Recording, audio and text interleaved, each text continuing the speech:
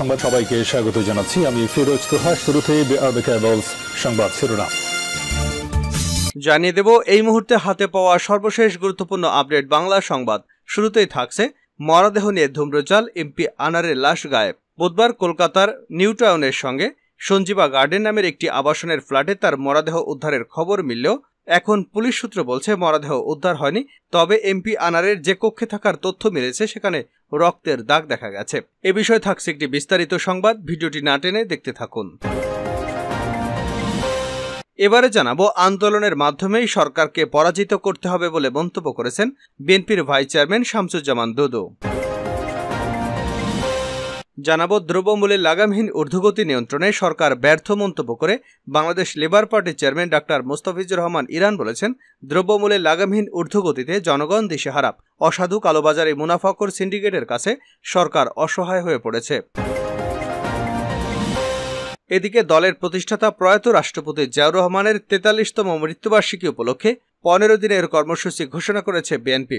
আগামী ২৮শে মে থেকে ১১ই জুন পর্যন্ত চলবে এ কর্মসূচি।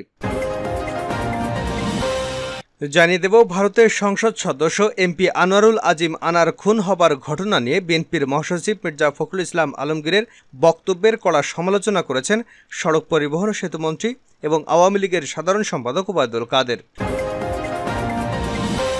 এবং সর্বশেষ জানাবো আন্তর্জাতিক সংবাদ। আলহামদুলিল্লাহ, ফিলিস্তিনকে রাষ্ট্র হিসেবে স্বীকৃতি দেবার ঘোষণা দিয়েছে ইউরোপের ৩ দেশ, নরওয়ে, স্পেন এবং আয়ারল্যান্ড। আজ বুধবার একযোগে এ ঘোষণা দেন দেশ তিনটির প্রধানমন্ত্রী।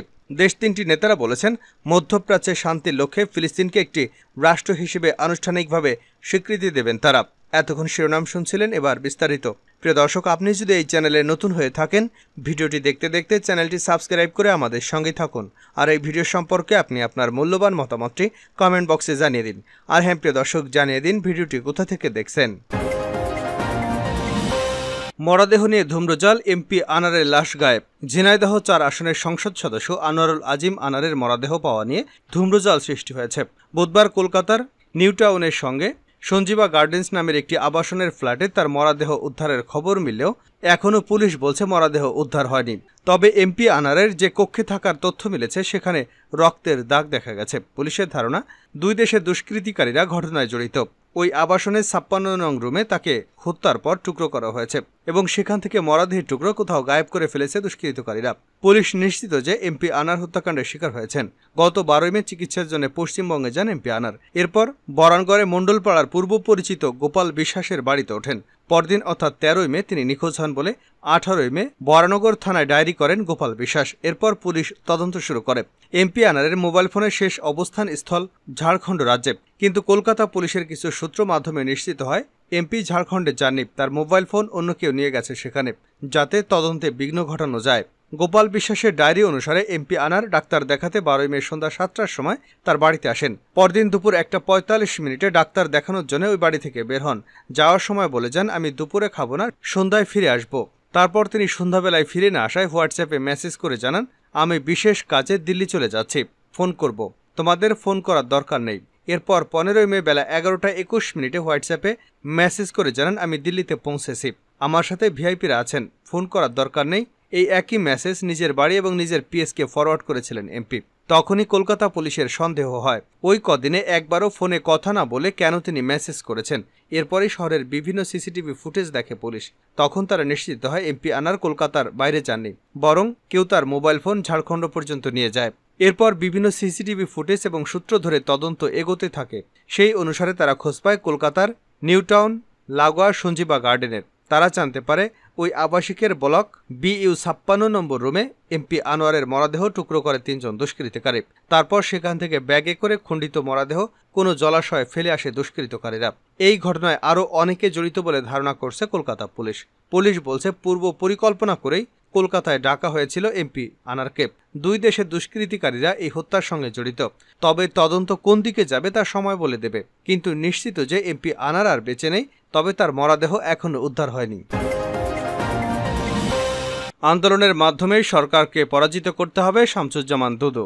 ক্ষমতাসীন আওয়ামী লীগ সরকারকে গণবিরোধী আখ্যা দিয়ে বিএনপির ভাইস চেয়ারম্যান শামসুজ্জামান দুদু বলেছেন, গণতন্ত্র পুনরুদ্ধার ও দেশ বাঁচাতে হলে এই সরকারকে বিদায় করতে হবে। এজন্য আমাদের নিজেদেরকে আন্দোলন করতে হবে। অন্য কোনো দেশ আমাদের আন্দোলন করে দিয়ে যাবে এটা বিশ্বাস করার কোনো কারণ নেই। ছোট বড় সব দলকে নিজ নিজ জায়গা থেকে আন্দোলন করতে হবে। বুধবার দুপুরে জাতীয় প্রেস ক্লাবে 12 দলীয় জোটের শরিক লেবার পার্টি আয়োজিত ধারাবাহিক প্রশাসনের নির্বাচন ও বাংলাদেশের গণতন্ত্রের ভবিষ্যৎ শীর্ষক আলোচনা সভায় প্রধান অতিথির বক্তব্যে তিনি এসব কথা বলেন। শামসুজ্জামান দুদু বলেন, দেশে পরিপূর্ণভাবে ফ্যাসিবাদ প্রতিষ্ঠা করা হয়েছে। বাংলাদেশে ফ্যাসিবাদ প্রতিষ্ঠা করে রাজনীতিকে ধ্বংস করে ফেলা হয়েছে। গণতন্ত্রের জন্য যে দেশ স্বাধীন হয়েছে সে দেশে এখন আর গণতন্ত্র নেই। এ সরকার দেশের সব প্রতিষ্ঠানকে একটি দলের আওতায় নিয়ে এসেছে। গণফোরামের একাংশের মহাসচিব সুব্রত চৌধুরী বলেন, একটা দানবীয় শক্তি রাষ্ট্র ক্ষমতা দখল করে আছে। এর বিরুদ্ধে লড়াই করতে হলে ঐক্যের কোনো বিকল্প নেই। সামনের কর্মসূচিগুলোতে আমাদের ঐক্যবদ্ধ হয়ে আন্দোলন করতে হবে। বাংলাদেশ আজ ধ্বংসের দিকে চলে যাচ্ছে। অরাজকতার বিরুদ্ধে বিপ্লব করে দেশকে বাঁচাতে হবে। আমরা আবার রাজপথে কাঁপাবো। আন্দোলনের মাধ্যমেই সরকারকে বিদায় করব। গণঅধিকার পরিষদের একাংশের সভাপতি নুরুল হক নূর বলেন, গত 16 বছরে আওয়ামী লীগ ক্ষমতায় থাকাকালীন জনগণ তার পছন্দের ব্যক্তিকে ভোট দিতে পারেনি। বিরোধী দলের কৌশল দূরদর্শিতার অভাবে আওয়ামী লীগ এখনও ক্ষমতায় বসে আছে। আমেরিকার আশায় আন্দোলন করলে হবে না। আমাদের নিজেদের অধিকার আদায়ের জন্য নিজেদের আন্দোলন নিজেদেরই করতে হবে। সভাপতির বক্তব্যে লেবার পার্টির চেয়ারম্যান লায়ন মোহাম্মদ ফারুক রহমান বলেন, জনবিচ্ছিন্ন এই সরকার রাষ্ট্রযন্ত্রকে ব্যবহার করে জোর করে ক্ষমতায় রয়েছে। কারণ বিগত 7ই জানুয়ারির জাতীয় নির্বাচনে ভোট না দিয়ে দেশের সংখ্যাগরিষ্ঠ জনগণ তাদের বর্জন ও প্রত্যাখ্যান করেছে। আওয়ামী সরকারকে বিদায় করতে এক দফার আন্দোলনকে আরও বেগবান করতে হবে। আগামীতে বামডান ইসলামী ঘরানার সবাইকে নিয়ে ঐক্যবদ্ধভাবে আন্দোলন করতে হবে। এর কোনো বিকল্প নেই। দ্রব্যমূল্যের লাগামহীন ঊর্ধ্বগতিতে জনগণ দিশেহারা। দ্রব্যমূল্যের লাগামহীন ঊর্ধ্বগতি নিয়ন্ত্রণে সরকার ব্যর্থ মন্তব্য করে বাংলাদেশ লেবার পার্টির চেয়ারম্যান ডক্টর মোস্তাফিজুর রহমান ইরান বলেছেন, দ্রব্যমূল্যের লাগামহীন ঊর্ধ্বগতিতে জনগণ আজ দিশেহারা। অসাধু কালোবাজারি মুনাফাখোর সিন্ডিকেটের কাছে সরকার অসহায় হয়ে পড়েছে। বুধবার দুপুরে রাজধানীর জাতীয় প্রেস ক্লাবের সামনে দ্রব্যমূল্যের ঊর্ধ্বগতির প্রতিবাদে বাংলাদেশ লেবার পার্টি ঢাকা মহানগর আয়োজিত বিক্ষোভ সমাবেশে প্রধান অতিথির বক্তব্যে তিনি এসব কথা বলেন। এ সময় তিনি 20 শীর্ষ ঋণ খেলাপির নাম ঘোষণা করেন। ডক্টর ইরান বলেন, সরকার দলীয় লুটেরা সিন্ডিকেটের চক্র দফায় দফায় মূল্য বৃদ্ধির কারণে জনগণের চোখে সর্ষে ফুল দেখছে। চাল, ডাল, তেল, চিনি সহ নিত্যপণ্যের মূল্য বৃদ্ধিতে মধ্যবিত্ত এবং নিম্ন মধ্যবিত্ত শ্রেণীর অবস্থা শোচনীয় পর্যায়ে। গাড়ি ভাড়া, বাড়ি ভাড়া বৃদ্ধির কারণে মানুষের জীবন হাঁসফাঁস করছে।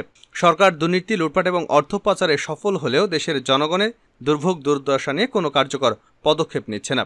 জনগণের ভোটে নির্বাচিত না হয় সরকারের কাছে জনগণের স্বার্থ উপেক্ষিত মন্তব্য করে ডক্টর মোস্তাফিজুর রহমান ইরান বলেন, সরকার 10 টাকায় চাল, বিনামূল্যে সার, ঘরে ঘরে চাকরি দেবার কথা বলে ক্ষমতা দখল করে সব ওয়াদা বেমালুম ভুলে গেছে। জনদুর্ভোগ সাধারণ মধ্যবিত্ত এবং নিম্নবিত্তকে পঙ্গু করে দিয়েছে।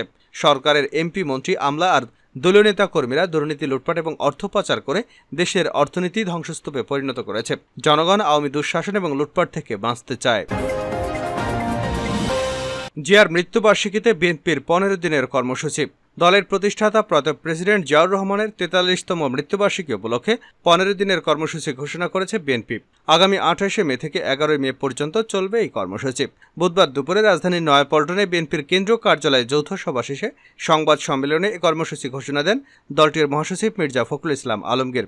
সংবাদ সম্মেলনে মির্জা ফখরুল ইসলাম আলমগীর বলেন, আজকের এই মহান নেতা, বহুদলীয় গণতন্ত্রের প্রবর্তক, আধুনিক বাংলাদেশ নির্মাণের মহান পথ প্রদর্শক শহীদ প্রেসিডেন্ট জিয়াউর রহমানকে স্মরণ করে রাখবার জন্য আমরা আগামী 28 মে থেকে 11 জুন পর্যন্ত কর্মসূচি গ্রহণ করেছি। শেষ করছে আন্তর্জাতিক সংবাদ দিয়ে। ফিলিস্তিনকে স্বাধীন রাষ্ট্রের স্বীকৃতি দিচ্ছে নরওয়ে, স্পেন, আয়ারল্যান্ড। ফিলিস্তিনকে রাষ্ট্র হিসেবে স্বীকৃতি দেওয়ার ঘোষণা দিয়েছে ইউরোপের 3 দেশ, নরওয়ে, স্পেন এবং আয়ারল্যান্ড। বুধবার একযোগে এই ঘোষণা দেন দেশ 3টির প্রধানমন্ত্রী।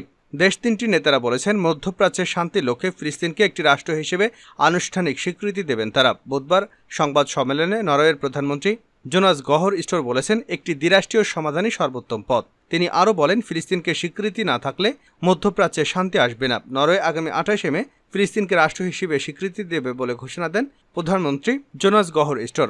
নরওয়ের ঘোষণার পরপরই আয়ারল্যান্ডের প্রধানমন্ত্রী সাইমন হ্যারিসও এক সংবাদ সম্মেলনে ফিলিস্তিনকে স্বীকৃতি ঘোষণা দেন। আয়ারল্যান্ডও ফিলিস্তিন রাষ্ট্রকে স্বীকৃতি দেবে। এরপর স্পেনের প্রধানমন্ত্রী পেদ্রো সানচেজও এক সংবাদ সম্মেলনে আগামী 28 মে ফিলিস্তিনকে একটি স্বাধীন রাষ্ট্র হিসেবে স্বীকৃতি দেওয়ার ঘোষণা দেন। এদিকে দেশ 3টির এই ঘোষণায় ক্ষুব্ধ প্রতিক্রিয়া দেখেছে ইসরায়েল। ইসরায়েলের পররাষ্ট্রমন্ত্রী ইসরায়েল কাজ আয়ারল্যান্ড, নরওয়ে নিযুক্ত ইসরায়েলিদের রাষ্ট্রদূতদের অবিলম্বে ইসরায়েলে ফিরে যাওয়ার নির্দেশনা দিয়েছে।